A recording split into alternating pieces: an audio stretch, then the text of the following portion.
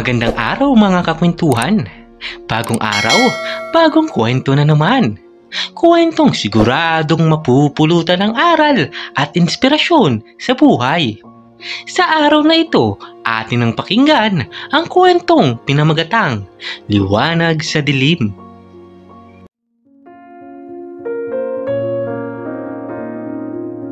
Sa isang universidad sa Pilipinas, may isang mag-aaral na nagngangalang Diego. Si Diego ay isang matalino at masigasig na estudyante na puno ng pangarap. Mula pa nung bata siya, nangarap na siyang maging isang successful na tao.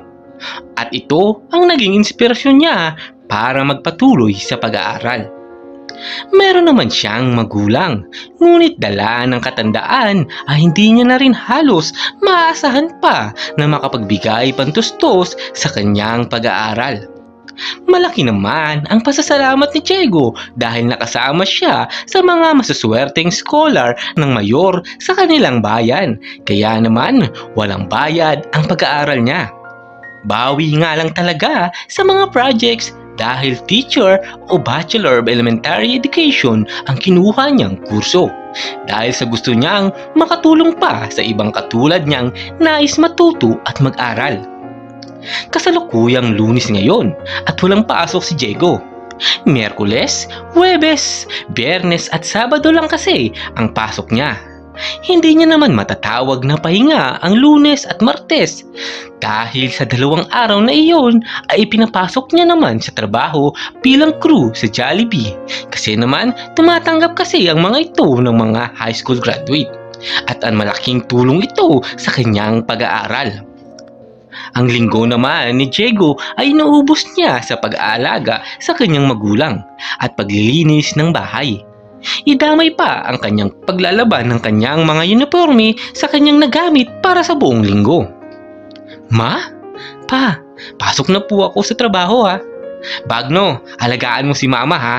Sigaw ni Diego na agad namang ikinatango ng kapatid na 13 years old pa lamang. Halos na sa edad 35 na kasi ang kanilang ina nung ito ay mag-asawa. Si Diego ay isang masigasig na crew member sa isang tanyag na Jollibee branch sa kanilang lugar. Matagal na siyang nagtatrabaho sa fast food chain na ito at ginawa niya itong nang may kasamang sipag at dedikasyon. Ang kanyang mga kasamahan sa trabaho ay masasabi mong parang pamilya na niya dahil sa kanilang samahan at suporta. Isang araw, may dumating na customer sa Jollibee na mukhang labis na nainis at hindi kontento sa serbisyo. At si Diego ang naging unang target ng galit na customer. Pinuna nito ang pagkakamali sa kanyang order at nagmura pa nga na walang kalaban-laban. Inabot ni Diego ang order na tama ang inilagay. Ngunit hindi pa rin ito pumayag. Sa kabila ng mga pagsisikap ni Diego na maipakita ang mahinahon na pakikipag-ugnayan sa customer, hindi ito natitinag. Nagsisimula ng dumami ang mga taong nakapaligid sa kanila at tila ba ang customer ay mas lalo pa naging galit at nagsimulang manginsulto ng masakit. Hindi kinaya ni Diego ang mga pang-insulto at pagkausap ng customer. Ngunit sa halip na sumagot ng masama, tinanggap niyang may mga pagkakamali siya sa serbisyo at tinangka niyang ituwid ito nang hindi nag-aaksaya ng enerhiya sa pagtutol. Sinubukan niyang ipakita ang respeto sa kabila ng mga pangyayari. Pinigilan siya ng kanyang mga kasamahan sa trabaho na hindi sumagot ng masama at hayaan na lang ang customer na maglabas ng kanyang mga galit. Dinala nila ang issue sa kanilang supervisor at sa tulong ng mga CCTV footage ay naipakita na tama ang ginawa ni Diego at mali ang customer. Sa huli, ang customer ang pinagbayad ng kanyang mga salita at ang kanyang maling asal. Pinagsabihan siya ng supervisor na hindi tolerado ang ganitong uri ng pananakit sa mga empleyado. Bilang pagtuturo ng leksyon, hindi na pinayagan ang customer na pumasok muli sa branch ng Jollibee doon. Ang pangyayaring ito ay nagpapakita ng integridad at profesionalismo ni Diego bilang isang crew member sa Jollibee. Ipinakita niya ang kahusayan sa pag-handle ng mga mahirap na sitwasyon at ang halaga ng pagpapakumbaba at pagtitiwala sa kanyang sarili. Siya ay nagpatuloy sa kanyang trabaho na may buong determinasyon na magbigay serbisyo ng may malasakit at kalidad sa mga customers at hindi alintana ang mga pagsubok na maaaring dumating. Maraming tumangkilik kay Diego at masayang tumaas pa ng 100 ang kanyang sweldo. Subalit isang araw, nagbago ang lahat para kay Diego. Habang siya ay naglalakad papuntang klase, bigla na lang siyang nawala ng paningin. Hindi niya maipaliwanag kung ano ang nangyari. Ang biglang pagkawala ng paningin ni Diego ay isang malupit at hindi inaasahan na pangyayari sa kanyang buhay. Ito ay sanhi ng isang kondisyon na tinatawag na retinal detachment. Ang retinal detachment ay nangyayari kapag ang retina, ang sensitibong bahagi ng mata na nagpapadala ng mga impormasyon tungkol sa nakikita natin sa utak, ay naghiwalay mula sa kanyang normal na posisyon. Ito ay isang maaaring maging sanhi ng pagkawala ng paningin. Trauma o pinsala. Maaaring maging sanhi ang pinsala o trauma sa mata sa pagtanggal ng retina mula sa kanyang normal na lugar. Ito ay maaari mangyari dahil sa pagkabangga ng mata, pagkasugat nito o iba pang uri ng pinsala. Ang retinal detachment ay isang kondisyon na nangangailangan ng agarang medikal na atensyon. Kapag hindi ito naagapan, maaari itong magdulot ng permanenteng pagkawala ng paningin. Sa karamihan ng mga kaso, ang retinal detachment ay naagapan sa pamamagitan ng surgical na interbensyon, kung saan ang retina ay inaayos upang maiwasan ang permanenteng pagkawala ng paningin. Kahit na ang pagkawala ng paningin ni Diego ay isang malupit na pagsubok, ang kanyang pagiging matapang at determinasyon ay maaaring maging inspirasyon sa iba. Marami sa atin ang nakakaranas ng mga pagbabago sa kalusugan, at ang mga ito ay mga hamon na dapat nating harapin ng may tapang at pag-asa. Mabuti na lamang nung mga oras na iyon ay dumating ang kanyang ibang kaibigan. Hindi rin kasi maiwasan ni Diego na mapasigaw sa takot na baka hindi na bumalik ang kanyang paningin. "Uy, Diego, okay ka lang ba?" Sigaw ng isa sa mga kaibigan niya na kanya namang ikinailing. "Wala akong makita. Anong nangyari?" Sigaw ni Diego. "Kumalma ka muna, pre. Ilan to?" Wika ng kaibigan ni Diego at ipinakita ang dalawang daliri. Agad namang umiling si Diego. "Kahit itapat mo pa sa akin ang kahit ano. Wala akong makita. Hindi ko makita." Wika ni Diego. Pinainom muna nila si Diego ng tubig at inalayan sa pagupo. Ang mga guro naman na napapadaan at nagtatanong ay nabibigla sa impormasyon dahil bukod sa kilala si Diego na masipag at aktibo sa pag-aaral, malaking tulong din ang linaw ng kanyang mata sa pabilisan ng pagbabasa. Kaya naman, labis na nalungkot si Diego. Agad naman noong nakapagpahinga at kalmado na si Diego ay tumawag na sila ng ambulansya at agad na dinala si Diego sa doktor. "Maupo ka, iho. Sige na, pwede nyo na siyang iwan." Wika ng doktor na sinunod naman ng mga kasama ni Diego. "Anong sakit mo?" tanong ng doktor. "Hindi po ako makakita, Dok. Biglaan na lang po." Wika ni Diego. At doon niya na naikwento na bigla na lang ng dilim ang paningin niya, pero hindi naman siya nahilo o natumba. Basta na lang parang nag-blackout ang buong paligid. "Ilan to?"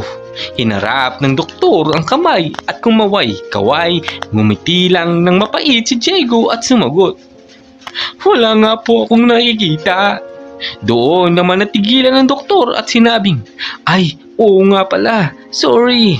Habang iniilawan ng doktor ang mata ni Diego at pagpindot ng kung anong numero, sa isang oras na lumipas ay doon niya na lamang may problema sa mga mata ni Diego na hindi na maaring mapagaling. Ito ay isang napakalupit na balita para sa isang estudyanteng puno ng pangarap. Sa kabila ng pagkakabulag, hindi sumuko si Jago. Bagamat labis ang kanyang kalungkutan at pag-aalala sa simula, unti-unti niyang nahanap ang lihim na lakas sa loob ng kanyang puso. Itinuring niya ang pagkabulag bilang isang pagsubok na kailangan niyang harapin at hindi isang hadlang sa kanyang mga pangarap. Nagpasya si Jago na magpatuloy sa kanyang pag-aaral kahit pa ito ay mas magiging mahirap para sa kanya. Sa tulong ng mga kaibigan at guro, nag-aral siya kung paano gumamit ng mga teknolohiyang nagbibigay daan sa mga bulag na magbasa at magsulat.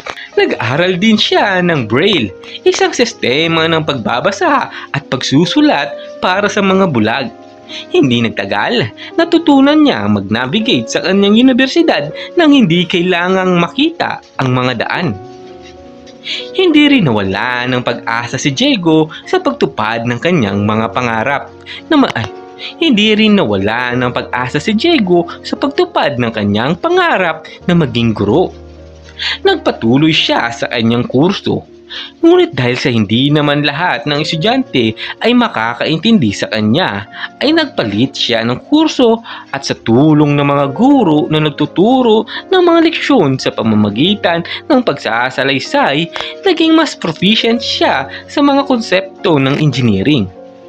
Kahit walang kakayahang makita ang mga diagram o guhit, natutunan niyang magbasa at intindihin ang mga ito sa paraang pampakinabang sa kanya. Matagal na rin siyang umalis sa Jollibee bilang crew.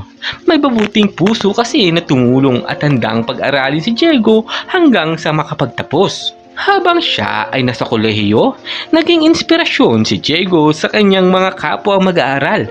Tinaguyod niya ang mga kaibigan na magtagumpay sa kanilang mga pangarap. Nagbigay siya ng mga motivational speech at nag-organisa ng mga workshop para sa mga kasamahan niyang may kapansanan. Nang matapos ang kanyang kurso, hindi nag-atubiling mag-apply si Jago sa mga engineering firms. Sa kabila ng kanyang kondisyon, ipinakita niya ang kanyang husay at determinasyon sa mga panayam at praktikal na mga pagsusuri. Ipinakita niya sa mga employer na ang pagkabulag ay hindi hadlang sa kanyang kakayahan. Isang kumpanya ang nagbigay sa kanya ng pagkakataon. Hindi nagtagal, naging matagumpay si Jago bilang isang inhinyero. Ginamit niya ang kanyang mga kakayahan at pagkukusa para makagawa ng mga inobasyon sa kanilang mga proyekto. Ipinakita niya na sa kabila ng kanyang kondisyon, may lugar siya sa mundo ng engineering. Bukod sa kanyang trabaho, naging leader at boses si Jago para sa mga taong may kapansanan. Itinaguyod niya ang pagkakaroon ng mas accessible na mga pasilidad at serbisyo para sa mga bulag at iba't ibang uri ng kapansanan, na naging inspirasyon siya hindi lamang sa mga kababayan niyang may kapansanan, kundi sa lahat ng taong nakakaranas ng pagsubok sa buhay. May pagkakataon na si Jago na muling makakita dahil sa makabagong teknolohiya na nagawa. Ngunit hindi niya in-apply sa sarili sa kadahilanang nasanay siyang walang nakikita at tanging pandinig at pakiramdam lamang. Matagal na ring namayapa ang kanyang mga magulang at talaga namang hindi naging madali kay Jago ang mga panahong iyon. Kasagsagan kasing sukong-suko na siya sa buhay nung atakihin sa puso ang kanyang ina, sabayan pa ng hindi magising na ama. Naging sabay-sabay ang lahat ng problema ni Jago na sumagi halos sa isip niya ang pagkitil sa sariling buhay. Mabuti na lamang ay mayroong mga taong nais siyang tulungan na makabangon. Dahan-dahan na naging manatag ang loob ni Jago at nakamit niya ang kalayaan sa pagtanggap ng katotohanan. Habang ang kapatid niya sa kasalukuyan ay isang ganap ng nurse na matagal na nitong pangarap. Kamuntik na ito dati na kunin ang kursong hindi niya gusto. Kaya naman, hindi pumayag si Diego at nangakong magsusumikap dahil malaking kasayangan kung hindi niya magagamit sa hinaharap ang kursong kukunin.